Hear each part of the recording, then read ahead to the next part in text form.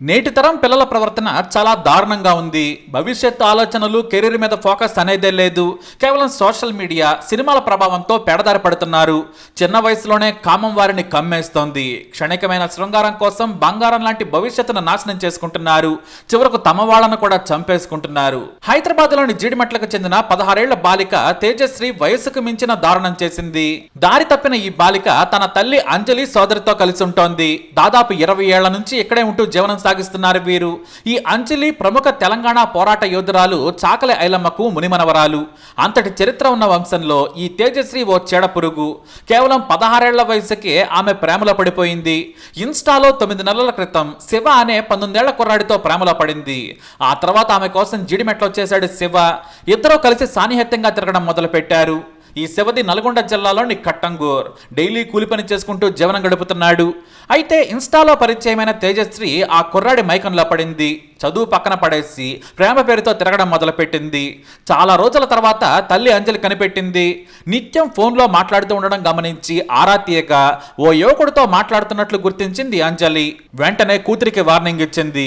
మొదట తేజశ్రీ తన ఫ్రెండ్ మాత్రమే అని బుకాయించింది. అది నమ్మిన తల్లి చదువు తప్ప పిచ్చి పిచ్చి వేషాలేస్తే తను సహించనని చాలాసార్లు హెచ్చరించింది. దీంతో తల్లి మీద పగ పెంచుకుంది తేజశ్రీ. అయితే ఈ తేజశ్రీ శివమైకంలో పూర్తిగా పడిపోయింది. తెలిసి తెలియని వయసులో ప్రేమించి జూన్ 19వ తేదీన శివతో కలిసి ఇంట్లో నుంచి లేచిపోయింది. శివ ఆమెను వేరే ప్రాంతానికి తీసుకెళ్లాడు. వెళ్లేటప్పుడు ఇంట్లో కొంత డబ్బు కూడా తీసుకెళ్లింది. అలాగే ఆమె ఒంటిపై బంగారం కూడా కాస్త ఉంది. ఆ డబ్బు బంగారం మొత్తం కూడా ఖర్చులకు వాడేసుకున్నారు. ఇక కూతురు లేచిపోవడంతో ఆమె భవిష్యత్తు గురించి కంగారు పడ్డ అంజలి జిడిమెట్ల పోలీసులకు ఫిర్యాదు చేసింది. పోలీసులు వెంటనే శివను ట్రేస్ చేశారు. మైనర్ బాలికను నువ్వు తీసుకెళ్లావు, నీపై కేసు అవుతుందని హెచ్చరించారు. ఆ తర్వాత కౌన్సిలింగ్ ఇవ్వగా తన ప్రియుడు తప్పేమీ లేదని తానే వెళ్లాలని చెప్పింది. దీంతో బాలికను ఆమె తల్లి అంజలికి అప్పగించారు. పోలీస్ స్టేషన్ లోనే మళ్లీ హెచ్చరించింది అంజలి. ఇక తన తల్లే ఇద్దరిని విడగొట్టిందని, ఆమె కారణంగానే ప్రియుడిని కలుసుకోవడానికి ఇబ్బందిగా ఉందని భావించిన నీచురాలు శివకు కాల్ చేసింది. మనం ఎలాగైనా సరే మళ్లీ లేచిపోవాలి, పెళ్లి చేసేసుకుందాం. అలా జరగాలంటే మా అమ్మను చంపేయాలి. అలా అయితేనే మనం కలిసి ఉండగలం. నువ్వు మా అమ్మను చంపేందుకు సహకరించాలి. నీ కోసం నేను దేనికైనా సిద్ధమని శివను రెచ్చగొట్టింది నీచురాలు. దీంతో ప్రియురాలు చెప్పినట్లు చేసేందుకు తన తమ్ముడు యశ్వంత్ను సైతం తన గ్రామం నుంచి తీసుకొచ్చాడు శివ. ఉదయం అమ్మ పూజలో ఉంటుంది. సరిగ్గా ఆ సమయంలోనే చంపేయాలని చెప్పింది. ఆ టైంలో వస్తే చెల్లెలు కూడా ట్యూషన్కి వెళుతుంది కాబట్టి ఎలాంటి ఇబ్బంది ఉండదని సలహా కూడా ఇచ్చింది. నిజం చెప్పాలంటే వారి వారి వయసుకు మించిన దారుణాలకు ఒడిగట్టారని చెప్పొచ్చు. లేదంటే అసలు జీవితం విలువ తెలియని తేజశ్రీకి ఇంతటి దారుణమైన ఆలోచనలు ఎలా వస్తాయనేది అంతా కూడా ఇప్పుడు ఆశ్చర్యపడుతున్నారు. ఇక ఈ శివ కూడా ప్రియురాలు చెప్పిన టైంకి వచ్చి ఆ ఇంటి దగ్గరే కాపు కాస్తాడు. సరిగ్గా పూజ కోసం కూర్చోగానే తేజస్వి తన ప్రియుడికి కాల్ చేసింది. ఆ వెంటనే వచ్చిన శివ, యశ్వంతులు కామ్గా వెనక నుంచి వెళ్లి ఓ దుప్పటిని ఆమె మీద వేశారు. శివ ఆమె మెడను నొక్కి పట్టేసుకున్నాడు. అలాగే గట్టిగా పట్టుకుని చాలాసేపు ఉండడంతో ఆమె స్పృహ కోల్పోయింది. అంజలి చనిపోయిందనుకుని వెళ్లిపోయారు శివ, అతని సోదరుడు. మొత్తానికి తమ ప్లాన్ ఫినిష్ అనుకున్నారు. అయితే అప్పుడే తేజశ్రీ చెల్లెలు ట్యూషన్ నుంచి ఇంటికి వస్తోంది. కానీ ఈలోపే స్పృహ కోల్పోయిన అంజలి కాస్త కదలడం మొదలు పెట్టింది. ఇది గమనించింది తేజశ్రీ. తన తల్లి బ్రతికే ఉందని గ్రహించిన అంజలికి మరింత కోపం వచ్చేసి కనీసం కనిపించిన తల్లి అని మమకారం కూడా ఆ రాక్షసికి లేకుండా పోయింది. వెంటనే శివకి ఫోన్ చేసి శివాలెత్తింది. ఎరా మా అమ్మను చంపడం చేత కాదా, ఇంకా బ్రతికే ఉంది, చనిపోలేదు, వచ్చి చంపేస్తావా లేదా అని తిట్టడంతో మళ్లీ వెనక్కి వచ్చారు ఆ ఇద్దరు అన్నదమ్ములు. అయితే ఇక్కడే ట్విస్ట్ ఉంది. ఈ లోపు ట్యూషన్ నుంచి చెల్లెలు వస్తుంది. ఆమెను ఎలాగైనా అడ్డుకోవాలనుకుంది తేజశ్రీ. ట్యూషన్ నుంచి ఇంటికి వస్తున్న చెల్లెలని ఆ గల్లీలోనే ఆపేసింది. అమ్మ ఓ ఆంటీని తీసుకురమ్మంది, పదా వెళ్దామని తీసుకెళ్లిపోయింది. దాదాపుగా 20 నిమిషాల తర్వాత ఇంటికి చేరుకున్నారు. అయితే మొదట తేజశ్రీ ఇంట్లోకి వెళ్ళింది. కిచెన్ లో అమ్మ స్పృహ లేకుండా పడి ఉంది. అది నేను చూసుకుంటాను, నువ్వు బయటకు వెళ్లి మీ ఫ్రెండ్ ఎవరైనా తీసుకురా, గల్లీలో ఆంటీ వాళ్ళకి మాత్రం ఎవరికి చెప్పకని చెప్పింది. అంటే ఈ గ్యాప్ లోనే చంపేశారు. కాళ్ళు చేతులు ఆడిస్తుందని చెప్పగానే శివ, యశ్వంత్ వచ్చేసి మళ్లీ సుత్తితో తలపై కొట్టారు. చనిపోయిందని ఈసారి నిర్ధారించుకున్న తర్వాత అక్కడి నుంచి వెళ్లిపోయారు. ఇక కొంతసేపటికి తేజశ్రీ చెల్లి వచ్చింది. అమ్మను చూడగా రక్తం మడుగులో ఉంది. చెల్లెలు వెళ్లి అమ్మ కాళ్ళు చేతులు బాగా రుద్దుతూ ఉంది. ఆమెను లేపే ప్రయత్నం కూడా చేస్తుంది. కానీ తేజశ్రీ మాత్రం వాళ్ళ అమ్మ దగ్గరకు కూడా రాలేదు. అప్పుడే ఓ డైలాగ్ చెప్పింది తేజశ్రీ, అమ్మ చనిపోయింది, నువ్వు లేపి వేస్ట్ అంది. ఆ మాట విని షాక్ అయిపోయింది చెల్లెలు ప్రియ. ఇదంతా కూడా చెల్లెలే స్వయంగా మీడియాకి వివరించింది. ఇక అక్కడి నుంచి తేజశ్రీ డ్రామా మొదలు పెట్టింది. తన తల్లి కింద పడింది, ఆసుపత్రికి తీసుకెళ్దామంటూ పెద్దమ్మకు కాల్ చేసింది తేజశ్రీ. కానీ తేజశ్రీ చెల్లెలు ఈ లోపే పక్కింటి వారికి చెప్పగా వారొచ్చి చూశారు. అంజలిని చంపారని గుర్తించిన స్థానికులు జీడిమెట్ల పోలీసులకు సమాచారం ఇచ్చారు. ఒక మహిళ హత్యకు గురైందని చెప్పడంతో పోలీసులు అక్కడికి చేరుకున్నారు. అప్పటికి ఆమె చనిపోయిందని గుర్తించారు. ఆ వెంటనే అక్కడే ఉన్న తేజశ్రీని ప్రశ్నించగా పొంతనలేని సమాధానాలు చెప్పింది. దీంతో ఆమెను పోలీస్ స్టేషన్కి తరలించారు పోలీసులు. ఎందుకంటే సరిగ్గా 2 రోజుల ముందు అదే స్టేషన్లో ఆమెకు పోలీసులు కౌన్సిలింగ్ ఇచ్చారు. తాను బాగా చదువుకుంటానని, ప్రేమ గేమా జోలికి వెళ్లాలని, తల్లి చెప్పిన మాటే వింటానని చెప్పింది. కానీ తల్లి ప్రాణాలే తీస్తుందని పోలీసులు కూడా ఊహించుకోలేకపోయారు. పోలీసులు హంతకులైన శివ యశ్వంత్ కోసం గాలిస్తున్నారు. మరోవైపు పోలీసుల అదుపులోనే ఉంది తేజశ్రీ. అంజలి చనిపోవడంపై ఆమె సోదరి కన్నీరు మున్నీరయ్యారు. ఇంత చిన్న వయసులో ప్రేమలేంటో మాకు తెలియడం లేదు, 10వ తరగతికే ప్రేమేంటని ఆమె సోదరిని తలుచుకొని అంజలి అక్క రోధించటం అందరినీ కంటతడి పెట్టించింది. తేజశ్రీ చేసిన దారుణానికి ఆమె చెల్లెలు ఇప్పుడు అనాథ అయ్యే పరిస్థితి వచ్చింది. ఇప్పుడు తేజశ్రీ జైలుకి వెళుతోంది. దీని వలన ఆమె సాధించింది ఏమీ లేదు.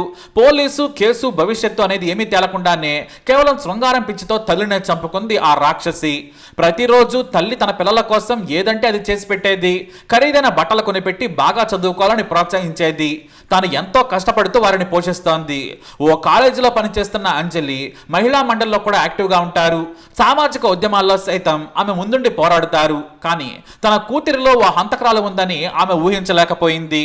అయితే మరోసారి లేచిపోయినా ప్రేమాని తిరిగినా తానే చంపుతానని కూతురిని బెదిరించిందట అంజలి.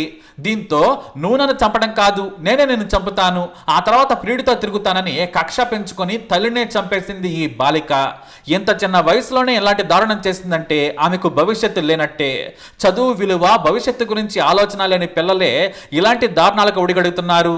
ఈ వయసులో పుట్టేది ప్రేమే కాదు, కామం వల్ల పుట్టిన కోరిక మాత్రమే. దాన్నే ఆకర్షణ అంటారు. ప్రేమ అని మాత్రం అనరనేది వాస్తవం. అయితే ఈ మొత్తం దారుణానికి ప్రత్యక్ష సాక్షి మాత్రం నిందితురాలు తేజశ్రీ చెల్లి ప్రియ మాత్రమే. ఆమె వాంగ్మూలమే ఇప్పుడు కీలకంగా మారింది. మరి ఈ తేజశ్రీకి ఎలాంటి శిక్ష పడాలి? మీ అభిప్రాయాన్ని కామెంట్ ద్వారా తెలియజేయండి. ఇప్పుడు అప్డేట్స్ కోసం మా ఛానల్ ఫాలో ఉండాలి, అలాగే తప్పకుండా సబ్స్క్రైబ్ చేసుకోండి. ఎవరికని చెప్పనయ్యా, నా చెల్లెకి న్యాయం జరగాలి, నా చెల్లెకి న్యాయం జరగాలి. నా చెల్లె అన్యాయం అయిపోయింది సార్. నా చెల్లెకి ఏం తెలియదు. నా చెల్లె కళాశాలలో జాబ్ చేస్తుంది. ఇక్కడే షాపూర్ కళావతి నగర్లో ఉండబట్టి 15 సంవత్సరాలు. అది ఇక్కడ అందరు లీడర్లతోని అందరితోని మంచిగానే ఉంటుంది. దాని బిడ్డకు ఇన్స్టాగ్రామ్లో శివ అనేటోడు పరిచయం అయిందంట. అది ఒక 5 డేస్ కింద లేచిపోయింది. 5 డేస్ కింద లేచిపోతే పోలీస్ స్టేషన్లో కంప్లైంట్ ఇచ్చిందంట. పోలీస్ స్టేషన్లో కంప్లైంట్ ఇస్తే సార్ వాళ్ళు వెళ్ళి అబ్బాయిని తీసుకొచ్చి అమ్మాయిని తీసుకొచ్చిల్లంట. నా బిడ్డ 3 రోజుల నుంచి వాడింట్లో ఉంది, నా బిడ్డకి ఏమన్నా అయింది ఒకసారి టెస్ట్ చేయండి సార్ అంటే కోర్టు తీర్పు వస్తుంది, ఇవాళ చెక్ చేపిద్దామని చెప్పి సార్ మంగళవారం పెడదామని సిఐ గారు అన్నారంట. అక్కడ నుంచి దాన్ని ఇంటికి తీసుకొని వచ్చింది. మరి వాళ్ళని ఎట్లా ఇచ్చిపెట్టిలో నాకు తెలియదు సార్. వాళ్ళ లోపలనే ఉండే, వాడు ఎట్లా బయటకు వచ్చిందో తెలియదు. మా అమ్మ ఇంట్లో పూజ చేస్తాను రమ్మని బిడ్డ పిలిచిందంట. వెనకాలకి వెళ్ళి చెల్లె పూజ చేస్తాడు. వెనకాలకి వెళ్ళి తన చున్ని తీసుకొచ్చే వెనకాలకి వెళ్ళి వేసి బుద్ధి చంపేసింది సార్. చంపిన తర్వాత నా చెల్లె చావలేదంట. కొనుక్కుతో కొట్టుకుంటా అంటే మళ్ళీ పిలిచిందంట. వాడు పోయిన తర్వాత రా మా అమ్మ చచ్చిపోలేదు, చంపేసినాక మనం ఇద్దరు వెళ్ళిపోతే రమ్మంటే వాడు మళ్ళీ వచ్చి సుత్తే కొట్టే సుత్తతోని కంతలు ముక్కులు కొట్టి ఇవన్నీ గట్టిగా పిసికేసి ఇట్లా ఊరేసి కడుపులంతా గుద్దేసి చంపింది సార్. నా చెల్లె ముక్కు నుంచి బ్లడ్, నోటి నుంచి బ్లడ్, ఇల్లంతా పెరుగులాట చేసింది. వాళ్ళిద్దరితో మస్తు కొట్లాడింది నా చెల్లె బ్రతకడానికి, కానీ అవ్వలేదు. నా చెల్లె పెద్ద బిడ్డ చేసింది సార్. దాని వల్ల లవర్ చేసింది సార్ శివ అనేటోడు. అమ్మ నా చిన్న బిడ్డను బయటికి పంపించిళ్ళు. నా చిన్న బిడ్డ ఉంటే చంపకపోవు. అది 8 నెలల నుంచి ప్లాన్ చేసినాను. సిఐ గారికి కంప్లైంట్ ఇచ్చింది. ఇప్పుడు సార్ ఇప్పుడు తీసుకొచ్చిల్లు సార్. ఇప్పుడు పొద్దున తీసుకొచ్చి వాళ్ళని ఫస్ట్ వేసి పోయినప్పుడు 2 సార్లు తీసుకొచ్చి లోపటేసిల్లంట. మరి వాళ్ళు ఎందుకు పిచ్చిల్లో ఏ రకంగా బయటకు వచ్చినో తెలియదు సార్. వాడు బయటకు వచ్చి వెంటనే మా చెల్లెని చంపేసిండు. ఇంత దారుణమా, ఇంత మోసమా, ఇది అన్యాయం. న్యాయం కావాలి సార్ మా చెల్లెకు. ఇంత న్యాయమైన పరిస్థితి తల్లికి రాలేదు. కేసంద్రం మండలం గ్రామం వినుగుర్తి సార్. మా దగ్గర అమ్మ కళాశారదలో జాబ్ చేస్తుంది సార్. ఇక్కడ కళావతి నగర్లో కళాశారదలో జాబ్ చేస్తుంది.